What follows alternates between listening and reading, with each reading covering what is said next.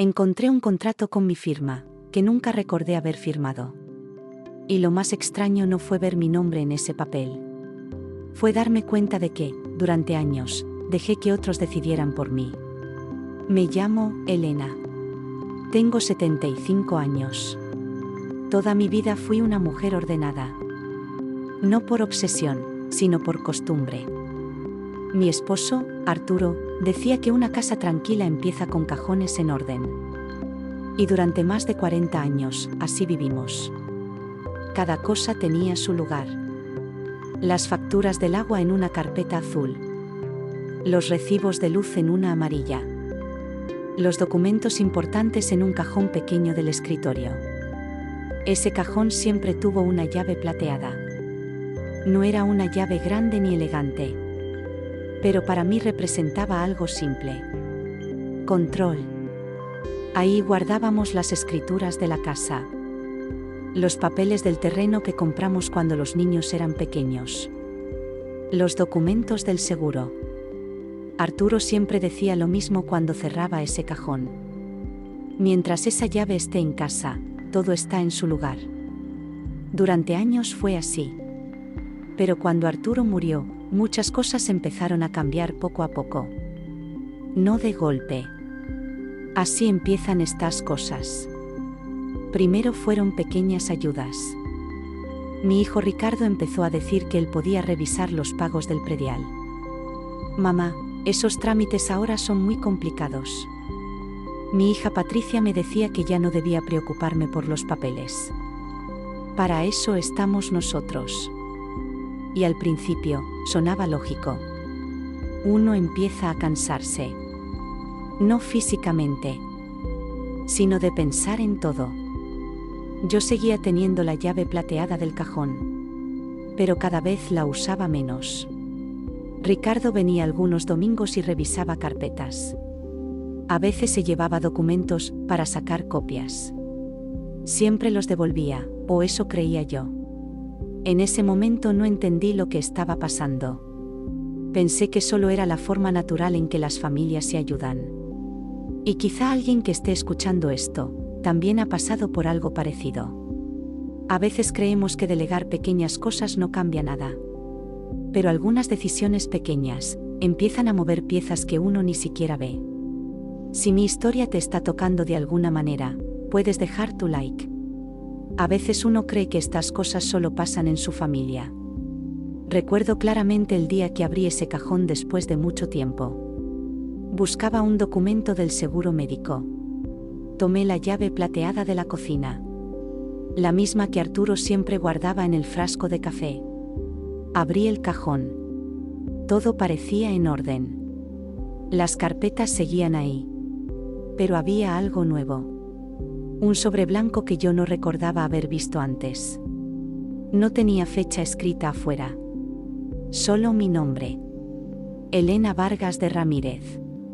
Pensé que quizá era algún documento que Ricardo había dejado. Lo abrí sin pensarlo demasiado. Dentro había varias hojas. La primera tenía un encabezado legal. Contrato de cesión de derechos de propiedad. Al principio no entendí.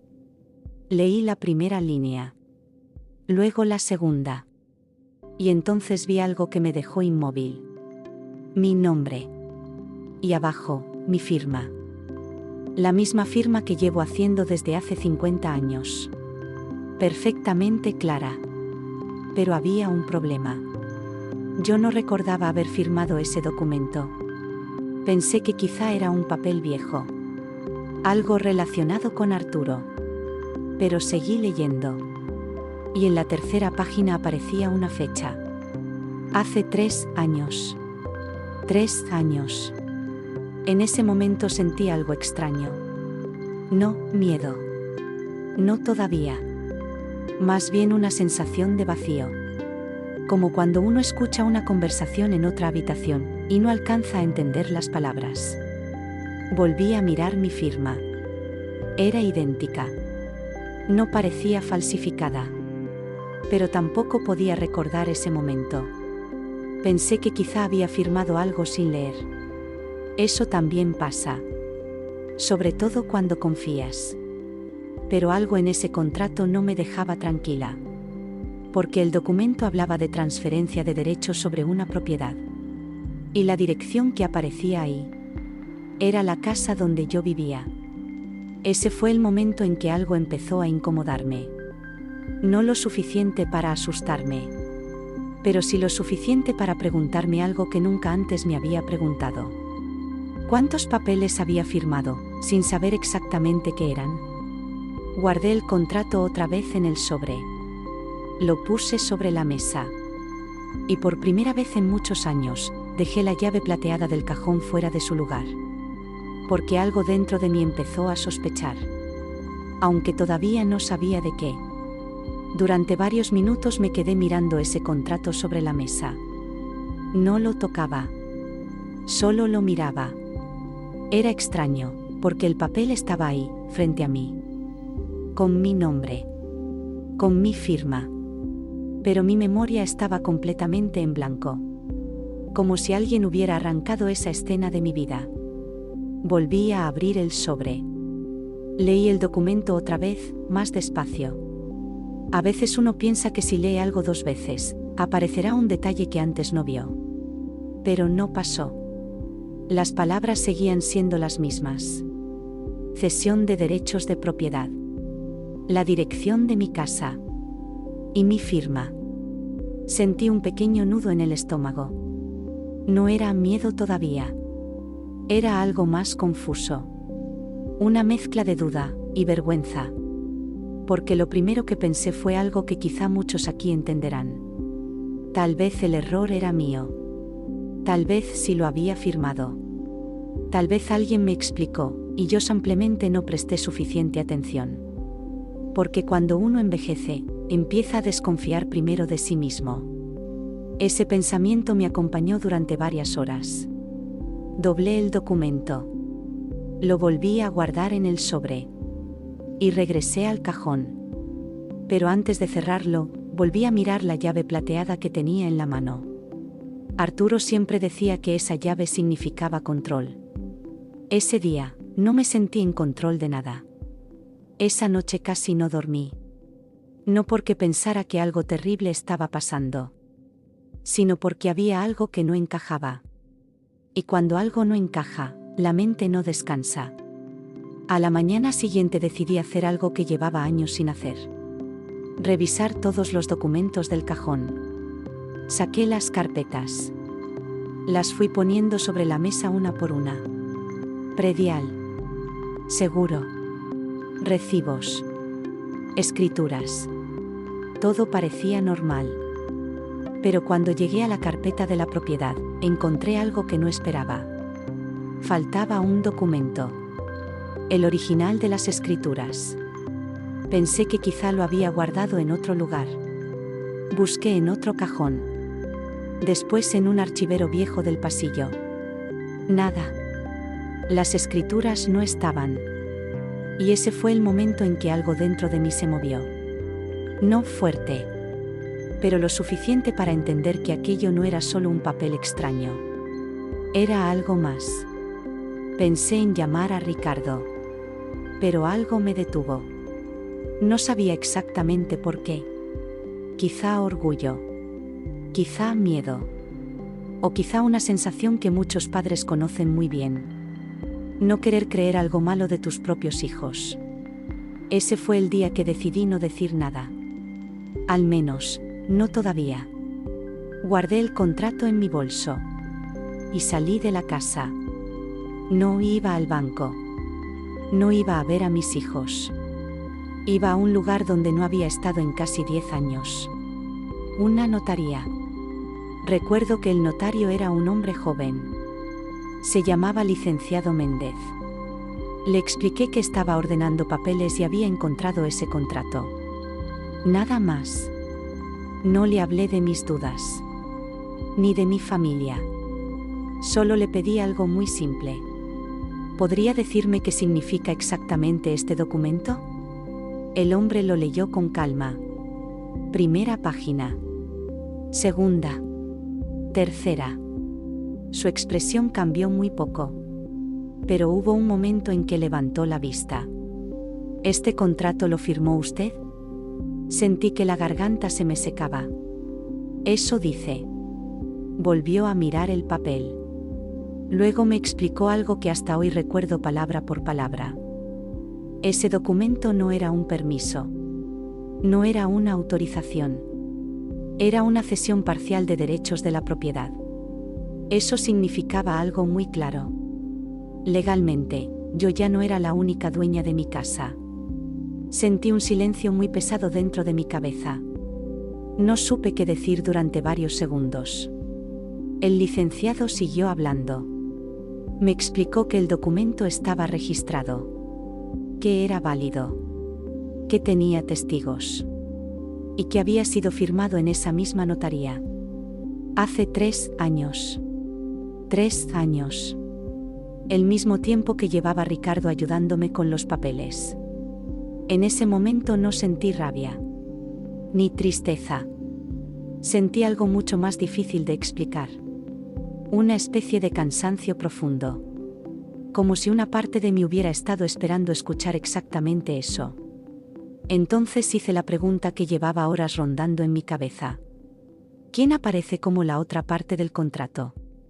El licenciado giró el documento hacia mí y señaló una línea. Un nombre. Ricardo Ramírez Vargas. Mi hijo.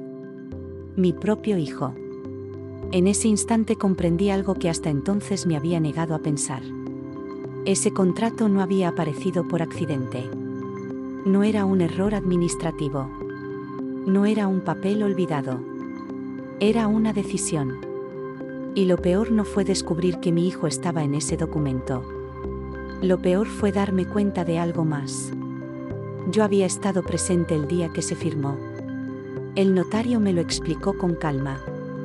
Aquí aparece su identificación. Y hay registro de que usted firmó personalmente. Eso significaba algo muy simple. Yo había estado ahí. Frente a ese mismo escritorio. Con ese mismo documento. Y aún así, no recordaba ese momento. Salí de la notaría con el contrato en el bolso. Y con una sensación que nunca había tenido en mi propia vida. La sensación de que algo importante había pasado frente a mis ojos, y yo no lo había visto. Cuando llegué a casa, el cajón seguía abierto. La llave plateada estaba sobre la mesa. La tomé. La miré unos segundos. Y por primera vez desde que Arturo murió, entendí que esa llave ya no cerraba lo que yo creía. Pero lo que aún no sabía, era qué más había dentro de esa historia. Esa tarde me senté en la cocina con el contrato frente a mí. La casa estaba en silencio. Un silencio distinto al de otros días. No era tranquilidad. Era el tipo de silencio que aparece cuando uno empieza a ver las cosas con otros ojos. El sobre blanco seguía sobre la mesa. La llave plateada estaba a su lado. Durante muchos años pensé que esa llave protegía algo. Pero ahora entendía que una llave solo sirve si uno sabe que está cerrando. Volví a leer el contrato. Con calma. Sin tratar de convencerme de que era un error. Por primera vez decidí leerlo como si fuera una persona que no conocía a los involucrados. Solo nombres. Fechas. Firmas. Y ahí apareció un detalle que antes no había notado. La cesión no era total. Era parcial. Eso significaba algo importante. La propiedad todavía tenía 2 titulares. Ricardo y yo. En ese momento recordé algo que Arturo decía cuando hablaba de papeles importantes. Mientras tu nombre siga ahí, todavía tienes voz. Ese pensamiento se quedó conmigo toda la noche. No dormí mucho. Pero esta vez no era por confusión. Era porque algo dentro de mí empezaba a moverse. No rabia. No gritos. Algo más tranquilo. Una decisión. A la mañana siguiente llamé al licenciado Méndez. Le pedí una cita. Cuando llegué a la notaría llevé 2 cosas. El contrato. Y la llave plateada. No porque la necesitara, sino porque sentía que debía tenerla conmigo. Le pedí que me explicara todas mis opciones. El licenciado fue muy claro. Ese contrato no podía desaparecer. Pero tampoco significaba que yo hubiera perdido todo. Seguía teniendo derechos sobre la propiedad. Y, sobre todo, nadie podía vender la casa sin mi autorización. Eso cambió algo dentro de mí. Porque durante días había tenido una sensación muy concreta. La sensación de haber sido desplazada. Pero la realidad legal era distinta. Mi nombre seguía ahí. Mi voz, también. El licenciado me sugirió algo simple. Antes de tomar cualquier decisión legal, hable con su hijo. Salí de la notaría pensando en esa frase. Hablar con mi hijo. Parece sencillo. Pero cuando la confianza se rompe, incluso las conversaciones más simples pesan. Esa noche llamé a Ricardo.